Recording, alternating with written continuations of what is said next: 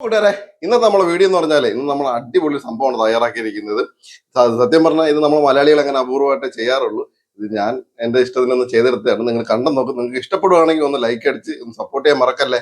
അപ്പോൾ ഇത് എങ്ങനെ ചെയ്യുന്നത് കണ്ടല്ലോ. ഇത് ബ്രേക്ക്ഫാസ്റ്റ് ആയാലും ഡിന്നർ ആയാലും സ്നാക്സ് ആയാലും എന്തിനായാലും എങ്ങനെ വേണേലും ഉപയോഗിക്കാം കേട്ടോ. അപ്പോൾ വീഡിയോ കാണാം. ഒരു 300-350 ഗ്രാമോളം ഉണ്ട്. നമ്മൾ മൈദ എടുത്തിട്ടുണ്ട്. ഇനി ഇതിനകത്തോട്ട് നമുക്ക് ചെയ്യേണ്ടതെന്ന് പറയാം, ഒരു മുട്ട നമുക്കൊന്ന് പൊട്ടിച്ചൊഴിക്കാം. ഇനി ഇതിനകത്തോട്ട് നമുക്ക് ഒരു 1/4 ടീസ്പൂൺ ഈസ്റ്റ് ആണ് എടുത്തേക്കുന്നത്. അപ്പൊ ഏതായാലും കുഴപ്പമില്ല. ഒരു പിഞ്ച് ഉപ്പ്, ഒരു 1/2 ടീസ്പൂൺ പഞ്ചസാര. ഇനി ഇതെല്ലാം കൂടെ നമുക്കൊന്ന് മിക്സ് ചെയ്തെടുക്കാം. ഇനി നമുക്ക് കുറച്ച് വെള്ളം ഒഴിച്ചിട്ട് ഒന്ന് കുഴച്ചെടുക്കുക.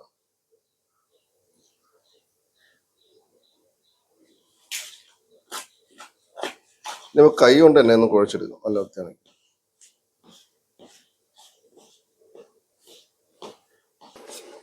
അപ്പോൾ നമ്മളവിടെ കുഴച്ചത് ഇച്ചിരി ലൂസായിട്ടാണ് എടുത്തിരിക്കുന്നത്. ഇനി ഇത് നമുക്കൊരു കുറഞ്ഞത് ഒരു 1.5 മണിക്കൂറെങ്കിലും ഇതൊന്ന് റെസ്റ്റ് ചെയ്യാൻ വേണ്ടി വെച്ചേക്കാം.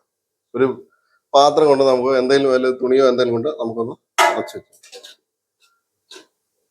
ഏകദേശം നമുക്കൊരു 2 മണിക്കൂർ കഴിഞ്ഞിട്ടുണ്ട്. ഇനി നമുക്ക് തുറക്കാം. കണ്ടോ, നല്ല അടിപൊളിയായിട്ട് വന്നിട്ടുണ്ട്. നമുക്ക് ഒന്നും കൂടെ ഒന്ന് കുഴച്ചെടുക്കാം.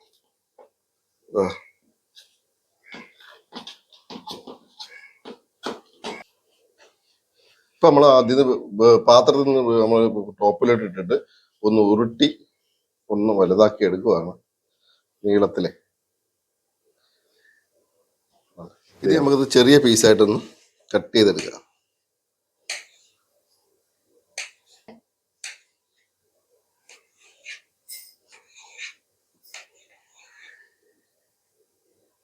ഇനി നമുക്ക് ഇവിടെ കുറച്ച് മൈദാപ്പൊടി ഇട്ട് കൊടുക്കാം.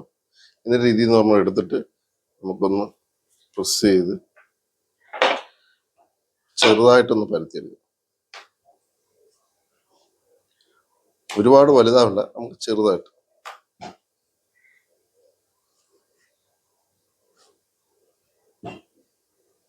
ഇതേ കണക്ക് നമുക്കൊന്ന് ഇത് നമ്മളൊരു ഫില്ലിങ് തയ്യാറാക്കുന്ന പറഞ്ഞാൽ ഇത് കുറച്ച് മൈദാപ്പൊടിയാണ്. ഇനി ഇതിനകത്ത് നമുക്ക് ഒരു 2 സ്പൂണ് പഞ്ചസാരയും കൂടി ഇട്ട് കൊടുക്കുക. ഇതിലൊന്ന് മിക്സ് ചെയ്തെടുക്കുക.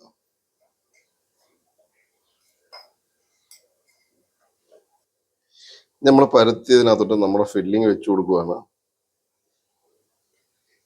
ഇനി നമുക്ക് ഇതൊന്ന് ബോൾ പോലാക്കി എടുക്കാം.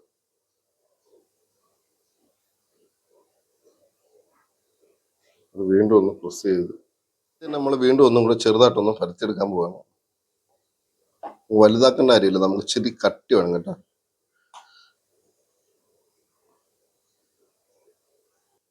നമുക്കിപ്പോൾ പരത്താൻ പറ്റത്തില്ലെങ്കിൽ നമുക്ക് കൈ കൊണ്ട് തന്നെ നമുക്ക് ഇങ്ങനെ ഒന്ന് പ്രസ് ചെയ്ത് കഴിഞ്ഞാൽ വലുതായി വരും.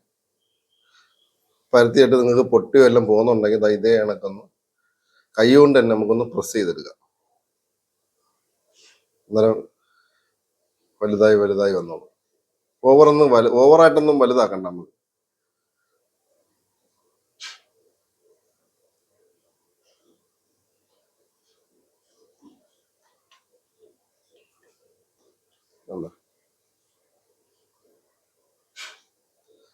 ഈ ഒരു പരുവത്തിൽ നമുക്കൊന്ന് ബാക്കിയും കൂടെ ശരിയാക്കി എടുക്കാം. ഇനി നമുക്കൊരു തവ വെച്ച് കൊടുക്കാം. തവയോ ദോശക്കല്ലോ ഏതായാലും മതി. എന്നിട്ട് നമുക്ക് കുറച്ച് ഓയില് തേച്ച് കൊടുക്കണം. ഇവിടെ ആകുമ്പോൾ നമ്മൾ നേരത്തെ പരുത്തി വെച്ച് സാധനത്തിനകത്ത് വെച്ചെടുത്തിട്ട് അതിൻ്റെ മേളിൽ അതേ കണക്ക് തന്നെ നമുക്ക് ഓയിലൊന്ന് സ്പ്രെഡ് ചെയ്ത് നല്ല അവിടെ ഒന്ന് മീഡിയം ഫ്ലെയിമിനകത്തിട്ട് ഇത് തിരിച്ചു മറിച്ചിട്ട് വേണം നമുക്കിത് വേവിച്ചെടുക്കാൻ. നമുക്ക് തിരിച്ചിട്ട് കൊടുക്കാം.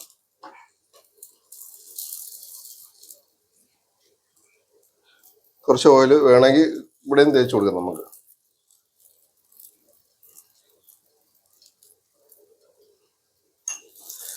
ഇതിനൊക്കെ നമുക്ക് ഇങ്ങനെ പൊങ്ങി വരും, നല്ല അടിപൊളിയായിട്ട് നല്ല സംഭവമായിട്ട് വരും. നമ്മൾ മീഡിയം ഫ്ലെയിമിനകത്തിട്ട് എടുത്തത് കേട്ടോ. അത്ര ഇതൊരു കറക്റ്റ് വേവ് നമുക്ക് കിട്ടത്തുള്ളൂ.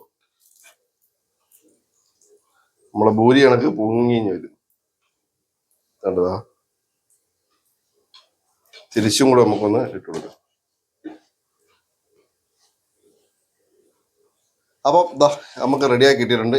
ഇതേപോലെ തന്നെ ബാക്കിയും കൂടെ നമുക്കൊന്ന് ചെയ്തെടുക്കാം.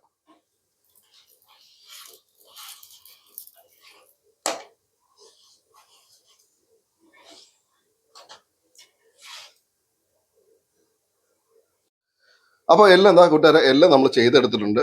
ഇനി നമുക്ക് ദാ ഇതൊന്നും മുറിച്ചൊന്ന് കാണിച്ചത്. ഇതിന്റെ ഉള്ള് നല്ല ചൂടാണ് കേട്ടോ. ആഹാ. നല്ല ബണ്ണ് പോലെ ഇരിക്കുന്നുണ്ട്. അടിപൊളിയാണ് കേട്ടോ, സൂപ്പറാണ്. ഇഷ്ടപ്പെട്ടു കഴിഞ്ഞാൽ ഒന്ന് ലൈക്ക് അടിച്ച് സപ്പോർട്ട് ചെയ്യാൻ മറക്കല്ലേ. നല്ലൊരു വീഡിയോ ആയിട്ട് വീണ്ടും വരാം.